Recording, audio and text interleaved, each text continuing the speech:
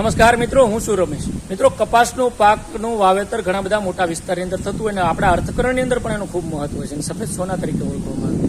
કપાસનું વાવેતર, એમાંય ખાસ કરીને બીટી કપાસનું જે વાવેતર કરીએ એમાં ગુલાબી ઈયળનું ગ્રહણ લાગે, એ ગુલાબી ઈયળથી બચવા માટેના 2-3 મુદ્દાઓ જે મહત્વના છે. એક તો ખાસ કરીને વહેલી પાકતી જાતોની પસંદગી કરવી જોઈએ.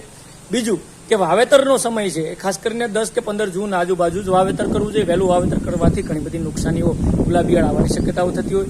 પાક ખાસ કરીને કપાસ વાવી દીધા પછી, વહેલી પાકની જાત આપણે વાવ્યા પછી જ્યારે કપાસની અંદર ફૂલ અવસ્થા શરૂ થાય ત્યારે ફૂલનું અવલોકન કરી અને બંધ પાંખડીવાળા, જેને રોઝેટેડ ફૂલ કહેવાય, એ ફૂલનું નિરીક્ષણ કરીને તોડીને નાશ કરવો જોઈએ.